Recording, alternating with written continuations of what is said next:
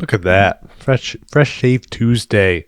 What's up, everybody? Welcome back to another episode of Cast Me Outside with me, your host, Aaron Scholl. Today's date is March 4th. Let's March 4th into the future. The year is 2025. Thanks for being here. If this is your first time here, my name's Aaron. Like I just said, I'm a stand-up comedian. This is my podcast. It consists of mostly kind of a video journal style where I reflect upon my day and things I'm trying to accomplish and, the intricacies of my normal life.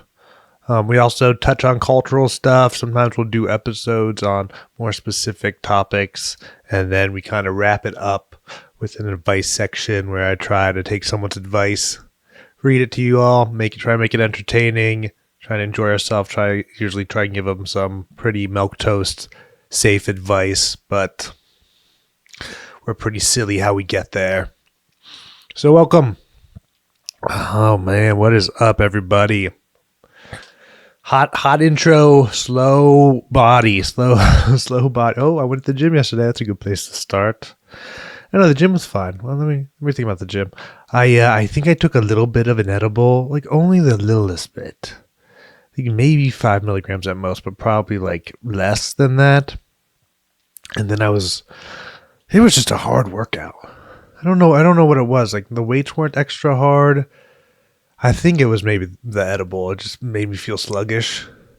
Because by the time I lifted my weights and went to kind of cool down with a little bit of cardio, I was running on that treadmill for 2 minutes, and it just felt like I was running in quicksand. So I was like, you know what I want to do? I want to sit down, because it might be my fifth favorite thing. Sitting down might be my fifth favorite thing to do. So I got myself on a bike, and I just biked for 15 minutes. It was nice. But man, running, my heart rate will go right up. Riding the bike, it's just steady. I don't know. Heart rate monitoring, it's cool, and it seems like the technology is pretty consistent, small, uncumbersome. I don't know what the accuracy is, but when it came to running, because I guess running it's all cardio. Heart and lungs. The people who were really heady about their running always tracked their heartbeats, their heart rate, and tried to hit certain zones to build more stamina and endurance. Really interesting. Something I never really got into. I'm just coming around to wearing my watch. I bought 3 watches, maybe even more. I wear one. I love it. I get the value of that one watch that I spent for the other 3. I don't know. I do know what happened. Impulse buying. I can't just buy one watch. For some reason, I have to buy 17 watches. My cart's got to be full, man. These virtual shopping carts, it's there's always room for more stuff in it. What's up with that? When you're at the grocery store, you're get to the top of your cart. You're oh, shit. I don't have any room. I guess we're done shopping.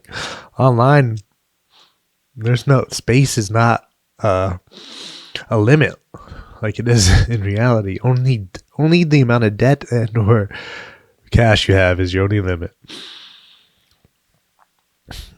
But yeah, I have a nice little digital watch that has a timer on it. I use the timer a shit ton at the gym. It's great. And I get used to looking there for the time instead of my phone. The phone is like a portal. This is actually a good way to get it onto the phone, because the phone is my demon. As far as having a little bit of an addictive personality, the phone, man, it's my demon, and I'm battling with it. Much like Jesus, when he had what did he do for 40 days? Did he have to he didn't wander the desert for 40 days? Is that what he did? Did he fast for 40 days? And then get tempted by the devil?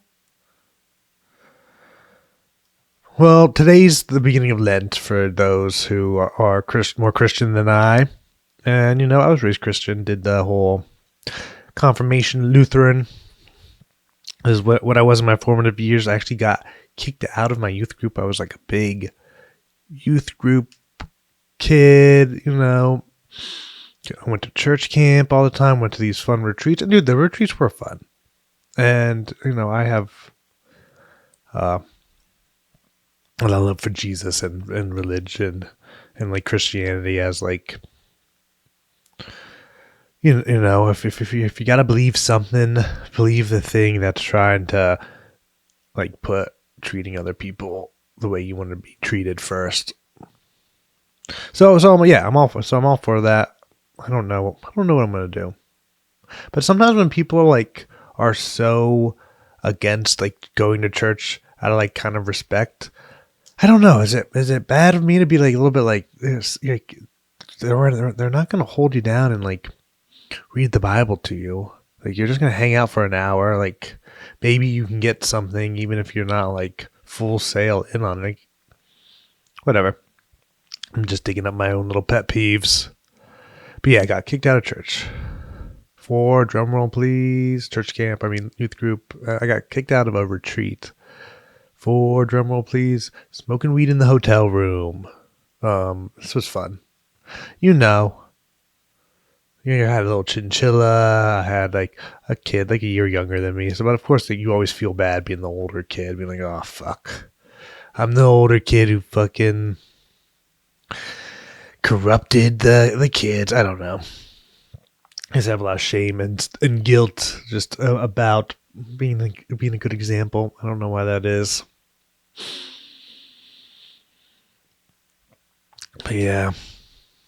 So, you know, we didn't even, there was a balcony and a back door. We didn't even do that. We just literally just like smoked like in the bathroom or something stupid where there was no place for the smoke to go. The rooms were conjoined rooms. So the other like sects of church camp or my youth group, the other, you know, the girl side of the girl half of my youth group, where they were just on the other side of the door. And I guess there was just a parent or someone or people walking through the hotel. They smelled it. And of course, one thing led to another. They came in. They called my parents. I had to get picked up at like 10, 11 o'clock from a couple hours away. One friend who came in and smoked with us from another church, he hid. He was in the bathroom. He was in the tub, and he just pulled the curtain. And just, you know, stood there, I guess, shitting his pants, hoping that they don't open the tub curtain, the bathroom curtain, the bathtub curtain, and see him there. How crazy would that be? He'd be like, I was just trying to shower, I swear. But it was funny. I think he did mention to me. He was like, yeah, one time I was somewhere at a party and shit was getting like awkward, and they locked the bathroom door. And you know, it's like the bathroom door's locked, and I don't know, you're getting busted at a party. Like the police are gonna be like, open this. Like, obviously, there's someone in there. Open the door. But you know, so you can't like hide and lock the door because that's too obvious. They're gonna know someone's in there. He just stealthily chilled in the tub. But yeah, that was a rough falling out. But something funny did come of it. I was sitting there in the lobby of this fucking hotel. And you know, they did a good event. They had like nice breakfasts, and they had like inflatable things, like a little bit of like a convention area, conference room area that was like filled with fun stuff. There was a couple weird like meetings. Like we do little classes and stuff. There was a couple weird ones.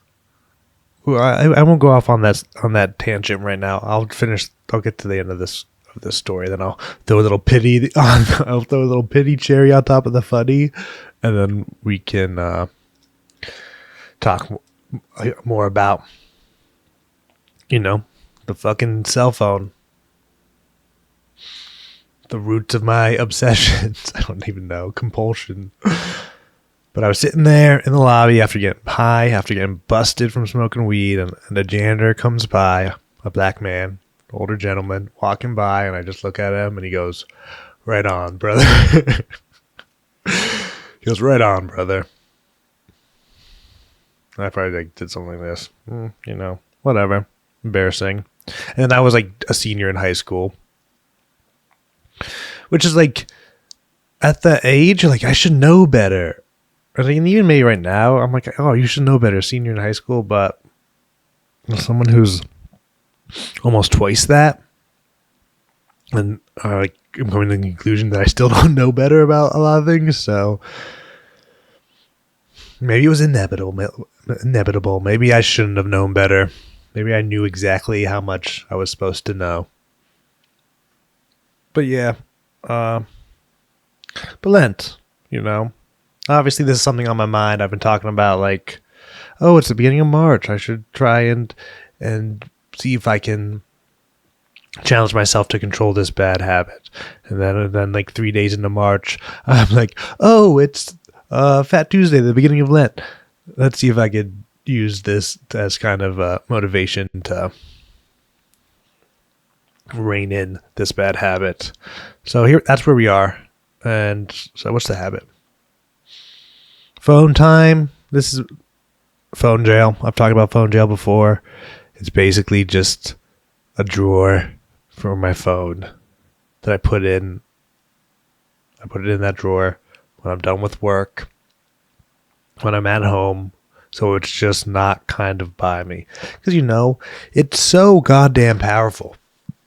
Like, oh, you want to check something. And then it just, it's like walking into a room and forgetting what you came to the room for. It's like opening up your phone and then forgetting what you opened up your phone for because you just get fucking sucked into like checking 12 apps and scrolling through another one. So, phone jail it is. No phone in bed. No phone before bed. I literally just came to a conclusion. I was like, okay, who cares, Aaron? Like, the phone is such like a time suck, an attention suck. It's like if you have to like fap or something, it's like you have a Playboy. Just use the fucking Playboy. It's cool. Like, what do you like? If that's something that's like not like a non-negotiable, but if that's like a pain point that brings me back into like this bad habit, I just need to find a way to kind of just do my business without it and not like have to deal with all the shame and stuff that comes from that act paired with the phone. So yeah, so no phone in bed. Phone in phone jail when we're at home. I can still take the phone places and use it as things, but no fapping, no using the phone like to watch porn. So I think that's my Lent. I know that'll free so much time and attention. And yeah, it'll probably be boring.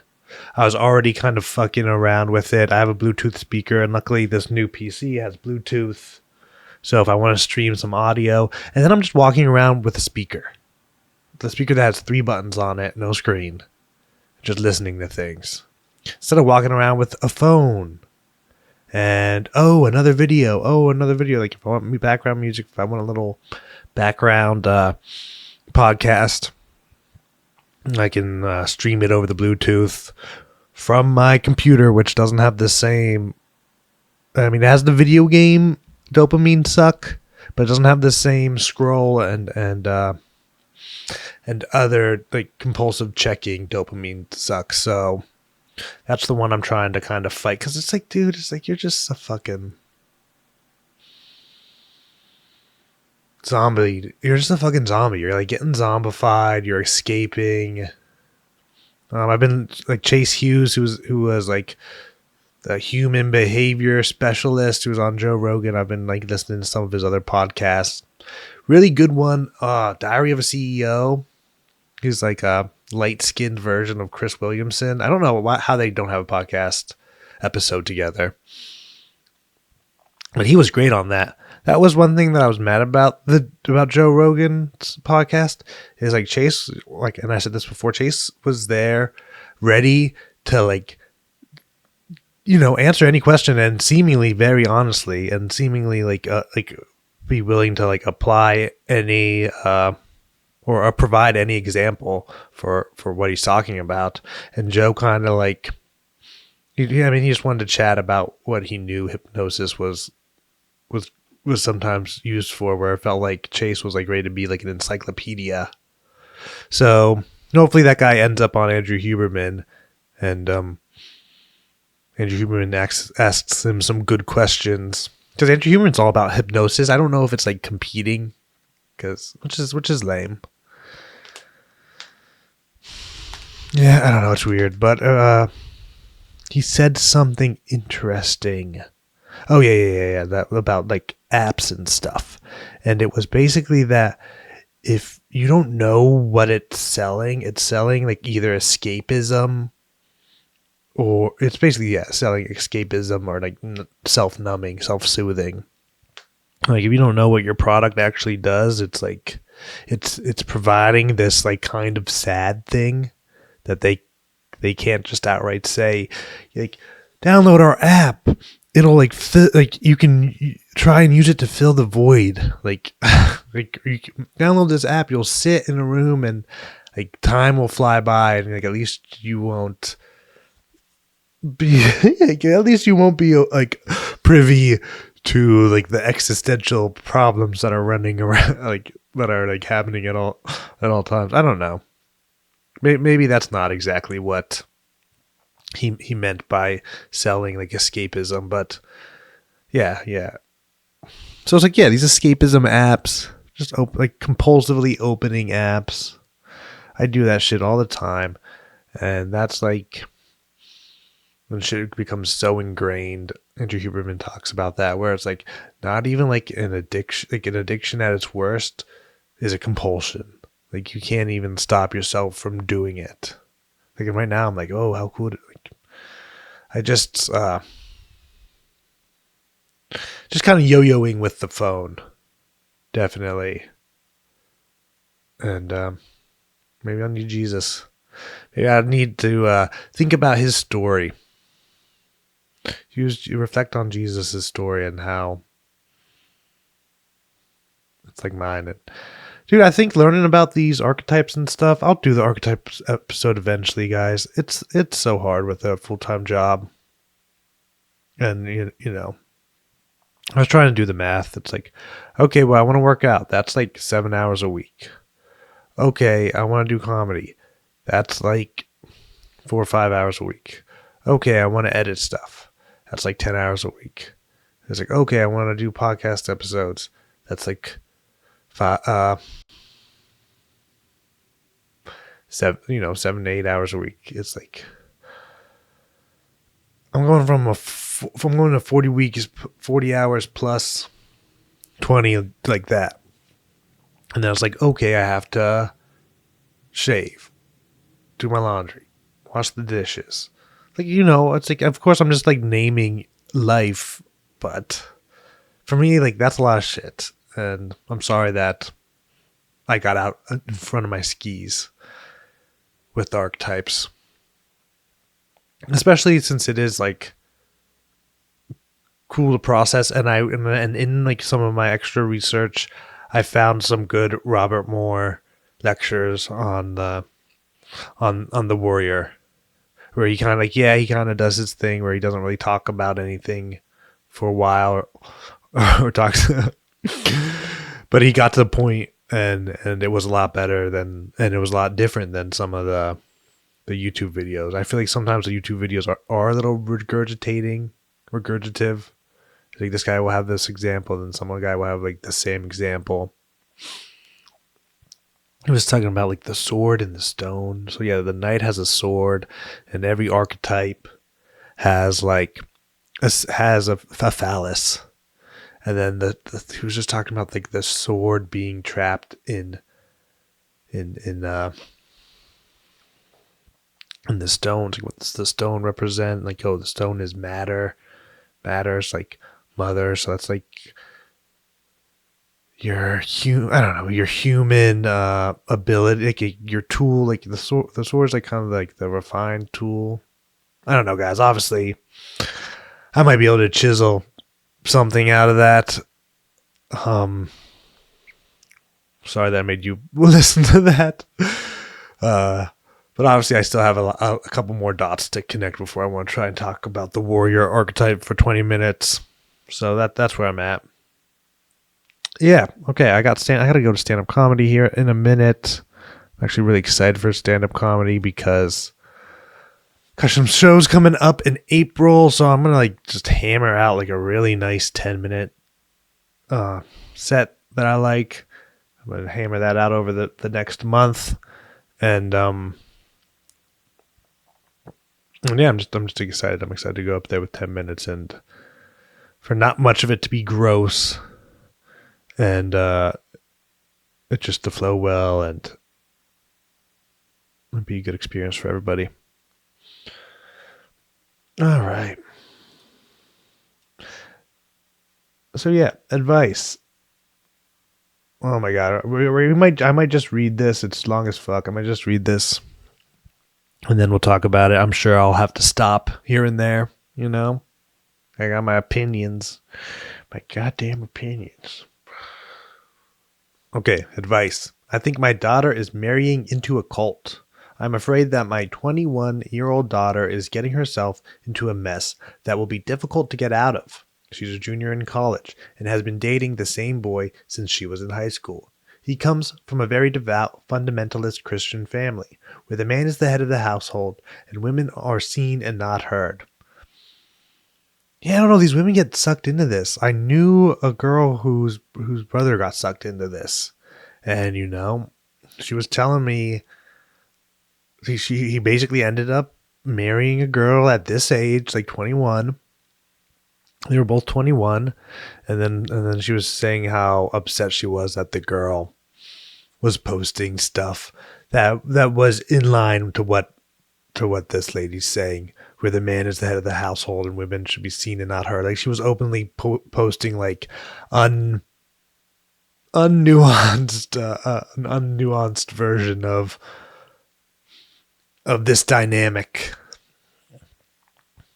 which I think it is true that women want a man who just knows where he's going, who like is going somewhere fun, is going somewhere she wants to be led to.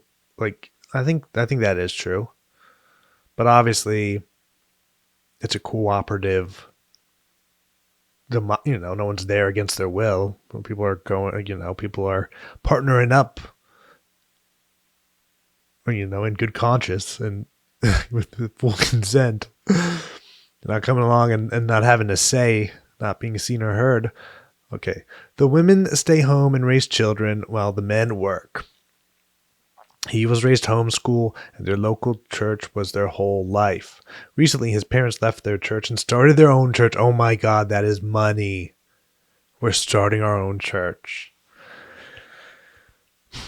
We're starting our own church, guys. I need to see Stavos's. I don't know Stavi's full name. But he's a stand-up comedian from the podcast Come Town, but he made a movie that I guess is on Hulu. And I feel like this is the fucking plot.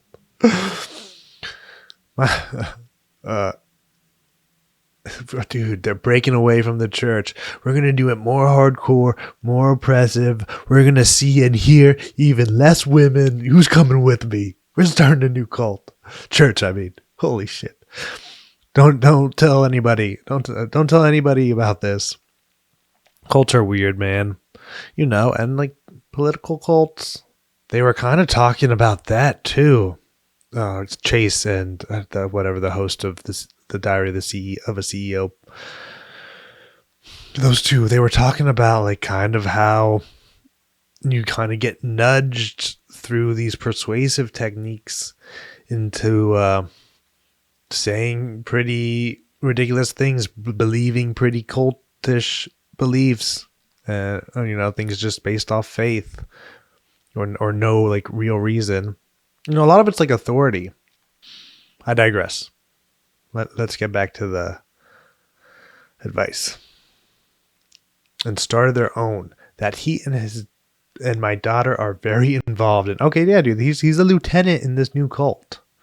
So, if she's okay with him going crazy and fucking the other guys of the lower members of the cult, their wives. If he's okay, if the chick's okay with that, she might get out of this alive. But if she's gets a little jealous, says, "Hey, stop fucking the members of your congregation," bitch, haven't you ever culted before? We fuck. We cult because we fuck. Culting is just a long-term harem strategy. I don't know. Mixed with a lot of narcissism. All right, they're involved, so either A, they're doing the most fucked up shit, or B, they're doing the most fucked up shit. The boyfriend approached my husband about marrying our daughter, to which my husband said, "I'd rather you not." Oh my God, now there's bad blood. Yeah, see, that's the problem, is righteous indignation. When you think you're doing something and God and the universe is on your side, who's going to top that? Who's going to talk you out of that? Literally, you need God and or the universe. That's why we need chips in people's heads. So if we need to give them a perspective altering psychedelic epiphany, we can do that at a press of a button. I'd rather you not. Please don't marry me. Please get out of here, guy. Dude, you're acting way too cultish. I'm sorry. Just be a regular Christian. Just be active in a regular church. That's not your parent. Your parents, man, your parents are the head of a cult. Wake up. I'll tell you what. Renounce your faith and you can marry my daughter. I tell you what. Everything you believe, tell me right now that you know it's a load of crap and you're not gonna, adhere to this strict nonsense. And then you can marry my daughter. I'd rather you not. Well, the boyfriend proposed anyway, and he and his parents began rushing my daughter into marriage. Yeah, this is the thing that happens. It happens fast. We know it's all about urgency. If you're trying to make people make a bad decision, you can't be okay, you're engaged. We got a year to plan. You got a year where you're not really committed in front of God, 100%. See, right? It is super fucked up and manipulative. It's okay, you get these people that believe in God, and then you have them do this ceremony where they swear allegiance to their husband, who's a fundamentalist, and so then you have just all of these really intense emotional pressures. You have your husband, you have God, holy shit. And I gotta listen to this bozo. God, not the husband, no, the husband, not God, but yeah. Oh my God. And that's what happened with my friend whose brother is involved in a fundamentalist church. He got married without them knowing. They just fucking get married. They're okay, boom. Now you have a contract with God. Now we can probably hold that over your head. Make you, pressure you into making some pretty bad decisions with that. My daughter approached us stating that she was going to quit college and get married. You see, if you can't do both, you're in a cult. We were shocked and panicked about her giving up her education to rush into a marriage that we didn't support at this time in her life. We met with the boy's parents, hoping they would understand our viewpoint and maybe discuss the importance of slowing down with their son. Nope, we discovered that they were actually the ones pushing for the quick and young marriage, even going so far as to say that our daughter didn't need a college degree because their son would take care of her. So she's going to be, I don't know what her life's going to be. I imagine in the kitchen a lot, but not a house kitchen, in a church kitchen, cooking up all the soup for all the cult followers. Yeah, dude, that's so rough. I hope you can talk some sense into her. Be like, it's like, girl, you need a girls trip. You gotta plan a girls trip. Yeah. Um, Bachelorette party. That's it. You gotta take her on a bachelorette party that becomes a fucking deprogramming. I read a book kind of about, it was called like Hard Conversations. It was okay. It was James Lindsay and Peter Boghossian. I bought their other book, their first one. I never even cracked it open. I must have just got hyped into buying that book. But the How to Have Hard Conversations I did read. And I mean, eventually there's a point where you just like you say, is there any amount of evidence that I could show you that would like make you second guess this belief? And if they say no, then you can't have a conversation. I think that like is one of the kind of like final steps of hard conversations. You just say is like, can you think of anything that would like loosen your like very tightly held position? And if they can't, then you probably aren't going to be able to make much progress. Yeah, dude, it's time for a bachelorette party. Far, far away from him and his parents. Yeah? How much money is your son making? Oh, he's got to go to college first. They'll make the money. It's like, okay, well, while he's getting ready to take care of our daughter, which he can't do right now, she's going to just, spend her time productively and go to college too. Which just, why not? Who knows? Your son is still a boy. He's not a leader, an elder, but I don't know. It's obviously bad and kooky. I don't know why I had like a moment of empathy for the people who want to start a new church. It's like I can see myself out now. Thank you. It's like, oh, we're starting a new church, are we? Can I see myself out? I think someone said that. I was at like a lunch. I don't know if it's just a stupid thing. It's fun. I mean, yeah, I'm sure he wasn't being serious, but even to joke about an idea that stupid, even me, the stand-up comedian, if I'm joking about something, like I can't joke about. He was like, we should all just start a commune. And I was like, oh, yeah, that sounds horrible. I don't think we're gonna be friends in 6 months, buddy. I don't think we're gonna have any more of these awkward meals in 6 months, buddy. I don't think going in on a real estate deal together is a good idea. Okay, let's get to the bottom of this.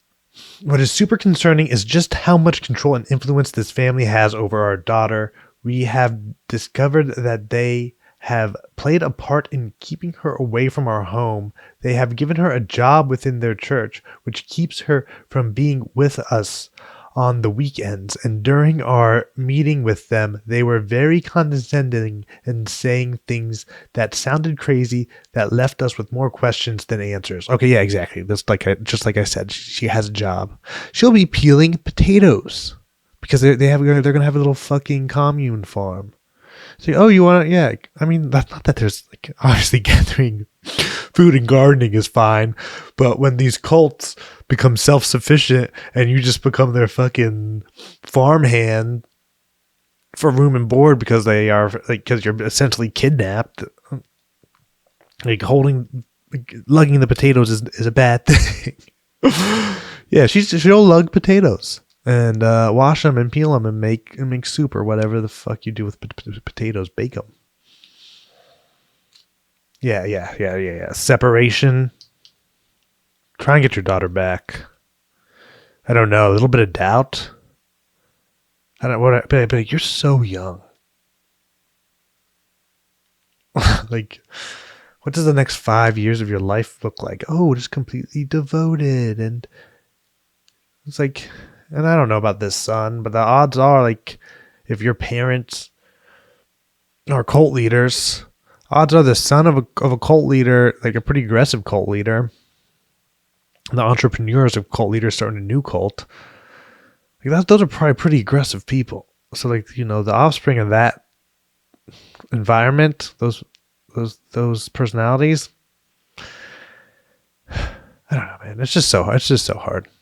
So hard to be a good person. And like this guy has all the ingredients of turning out to be a complete douchebag, if not like abusive monster. So it's just not looking good. Yeah, it's like, okay, well, you're gonna have to dig into that question.